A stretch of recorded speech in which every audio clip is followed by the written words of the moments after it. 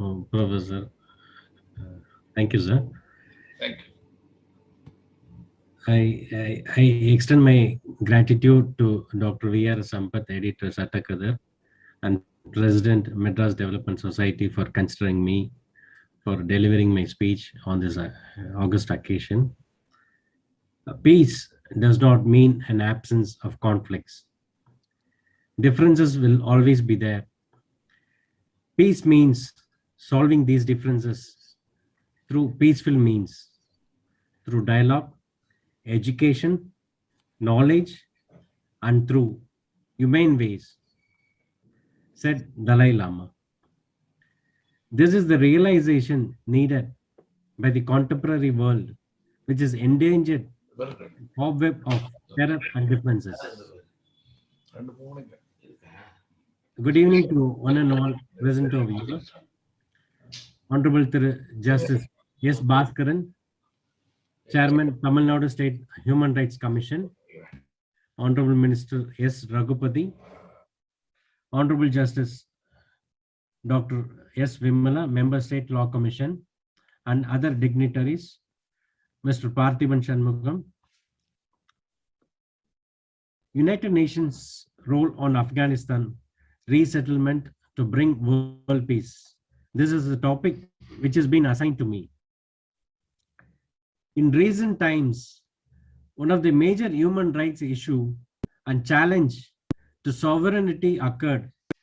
The change was and is so impactful that it received world attention and concern despite of the crisis and the landlocked nation in Central Asia. And its name says Afghanistan.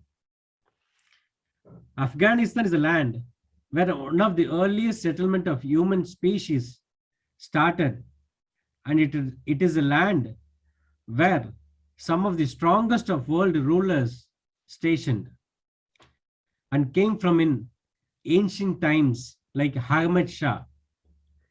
It, like any other nation, has its culture, heritage, and values. Afghanistan is famous for its luxury and wealth.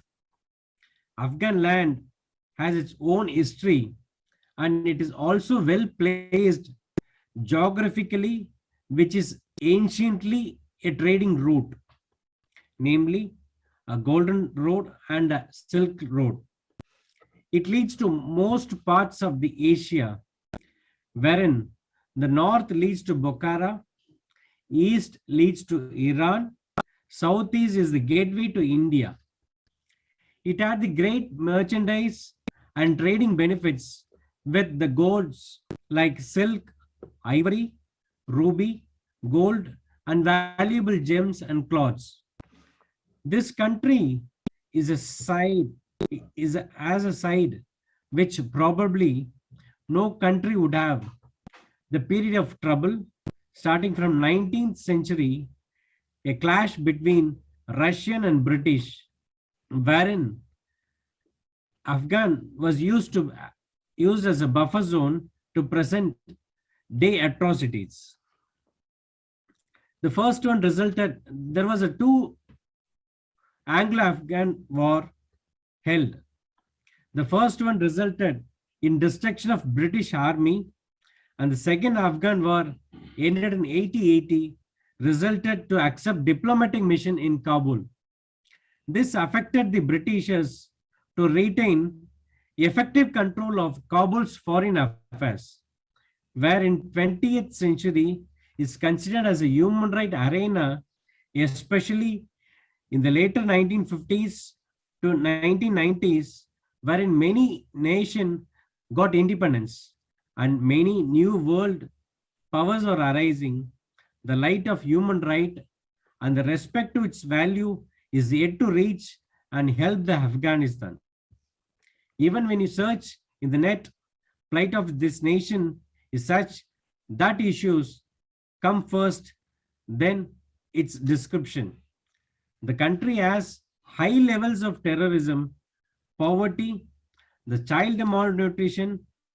The Afghanistan's economy is the world's 96th largest with a gross GDP, domestic product of $72.9 billion by purchasing power parity, the country fares much worse in terms of per capita GDP, ranking 169th out of 186th countries as of 2018. The country was under the control of Taliban for most of the time, wherein they declared Afghanistan as the Islamic Emirate, with Mullah Muhammad Homer control major part of the country between 96 to 2001. Okay. Isn't it an internal matter of the power change and the political struggle? Why is world benefited, you may ask? But the case here is different, as the regime has led to a human right violation. In that time, basic human rights were suspended in Afghanistan. Women were not allowed to work, and the girl children were not allowed to go to school for the education to be continued. Women could not venture out of their homes without the companion of male. The Kabul football stadium was a place where the public execution held. They did not have any entertainment, either music, television, cinema, painting, and even kite flying were banned. He ordered the destruction during this Homer period. He ordered destruction of Buddha Bamiyan to bring back complete Islamic system. In this past 20 years, they carried out many attacks by killing several thousands of civilians, assassinating journalists, liberal critics, even pilots. They forced the marriage of young girls with Taliban militants. In the year of 2019, there was an attack held in New Zealand. Followed by that, United States entered into a formal peace talk with Taliban. And in the year 2020, entered into a formal settlement which resulted in agreeing with the withdrawal to all the US and international forces by May 2021, and in return for a Taliban guarantee that Islamic terror groups would not operate from Afghan soil. The Taliban also ceased attacks on US personnel following the February 2020 settlement, marking the end of US combat deaths in Afghanistan. But Afghan government representatives were not participants in the US Taliban talks. Later, in the year 2020, September 12, Afghan government and the Taliban representative officially met in Doha, Qatar, to begin their first direct peace negotiations toward a settlement. With the ongoing Afghan conflict, talks between the two sides held but remained complicated due to various factors. The United States prepared a draft for a peace agreement to start with some negotiations with various of options, including the establishment of interim transitional government, which the Afghan president Ashraf Ghani has rejected. The culmination of these efforts was to be a senior level Afghan conference in Turkey planned for April 2021. But the Taliban refused to attend and continued to reject the participating in such a meeting. United Nations committed to stay and provide aids to the millions of people in need in Afghanistan. They were more concerned about the violation of human rights and future of women and children. The various agencies related to humanitarian committee supported the vulnerable people, those who are in need. In the war between the US and Afghanistan for the past 19 years, between 2001 and 2020, based on official data, the military expenses was to about $955 billion, which is almost close to $1 trillion mentioned by President Biden. leaving the money alone, the Brown University's research in 2019 estimated the loss of life, 20 நிமிஷம். human life, among the national military and police in Afghanistan was estimated to be more than 64,100 since 2001 when the war began. And there was another data says nearly 3 lakh and 64,000 of civilians have been killed or neither injured, and this data is between 2009 and 2020. This is officially from the United Nations Assistance Mission in Afghanistan. Ultimately, between the war in US and Afghanistan, Taliban regained the power after 19 years and 10 months period. The key position of the present Taliban regime is held by the globally designated terrorist having deep ties with Haqqani, Al-Qaeda and ISIS, namely Hassan Hakund, Abdul Ghani, Sirajuddin Haqqani, Muhammad Yaqub. These are all the banned people, and they were all mentioned as a terrorist by United Nations. The modern system of governance is based on a belief and a noble idea that rulers have to be accountable to people, and public welfare is their prime duty. Any regime which fails to live up to this principle is a threat not only to its people but the whole mankind. The regime there is a devoid of that putting subjects and human rights at risk. Human right violation too. It is no border. In olden days, when monarch violated human and their protest people's basic rights, if not addressed together immediately, this must end up risking entire world. Terror attacks have occurred in different continents from USA to India. Antarctica melting down is submerging many cities in Asia, Africa and America. War in one nation is sending refugee to other nation. The list is on and on and on. This issue in Afghan is one of such. United Nations, being a successful and long-standing world body, is the most appropriate body given its success in handling similar issues and impact on each nation and the world. United Nations, its establishment is successful even in an era of sovereign states. It has, through various initiatives, brought peace in the world and reached out so many lives. In UNAMA, United Nations Special Political Mission is established to assist the state and the people of Afghan in laying foundation for peace and development. The Council has requested the Secretary General to prepare a written report by 31st of January 2022 with its recommendations in light of recent political, security, and social developments.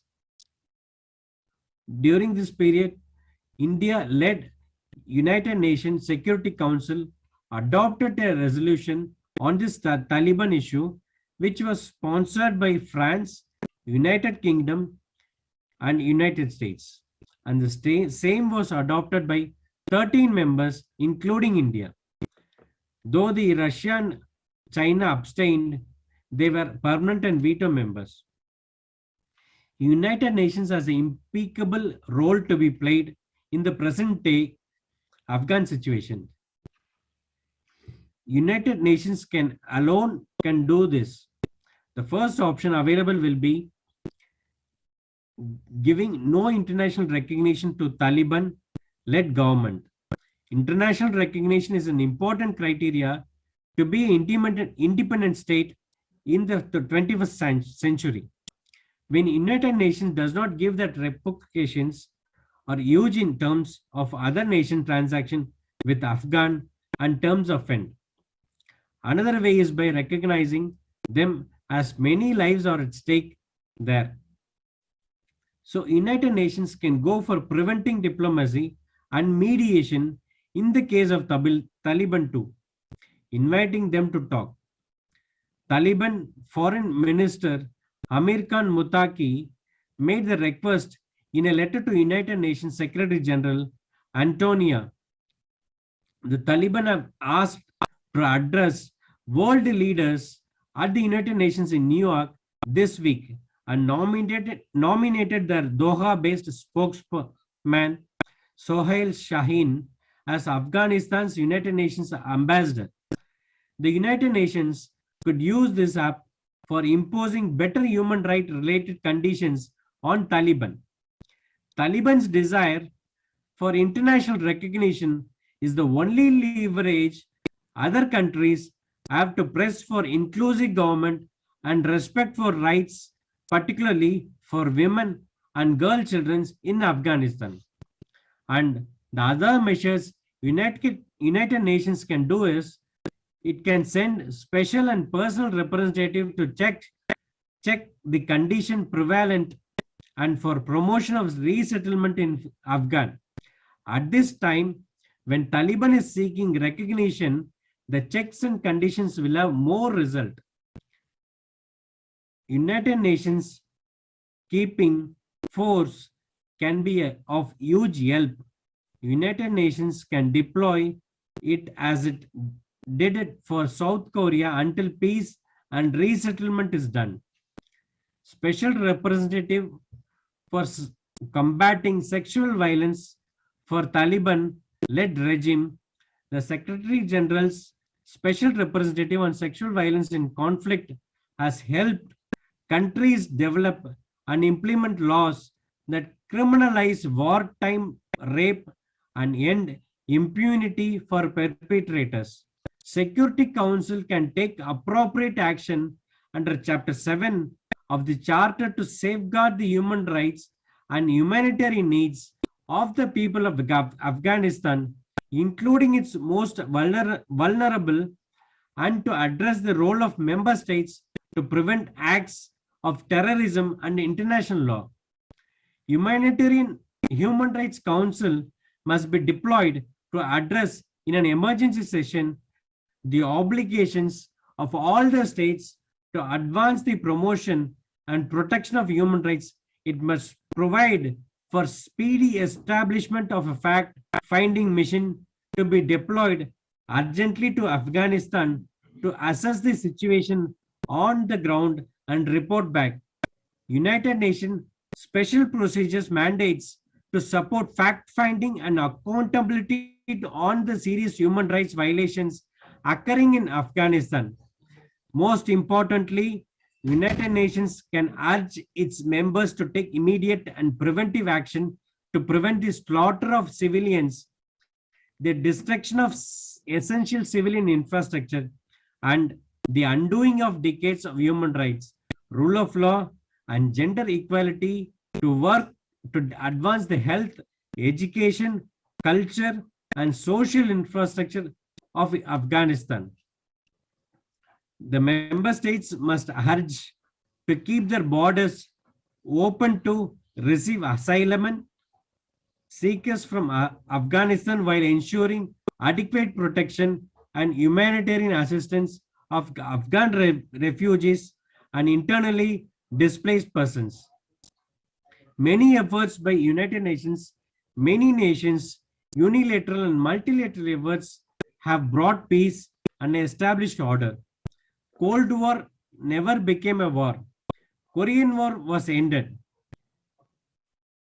The United Nations formula for transfer of power to an impartial body was clearly bypassing the existing armed groups who were already engaged in consolidating their power base inside Afghanistan. But this time, United Nations must establish a strong coalition between its diplomatic and humanitarian efforts so that each process enriches the other. And coming to other thing, though in some result was not quickly as expected, but the undeniable truth is that peace prevailed and damage to human rights is reduced drastically. Peace means people shall not have any danger or any disturbance. Through compassion, we attain happiness. We can have dialogues and we shall respect each other with their own rights and no usage of weapons, arms, or violence. This shall only reduce the conflicts. External disarmaments depends on inner disarmaments. We cannot go back to the past and do anything. We can only plan our future and it depends on what we are going to do.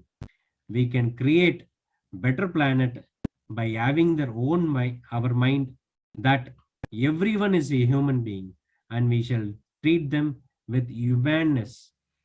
Words mentioned by Dalai Lama. War seems to be a part of the history of humanity.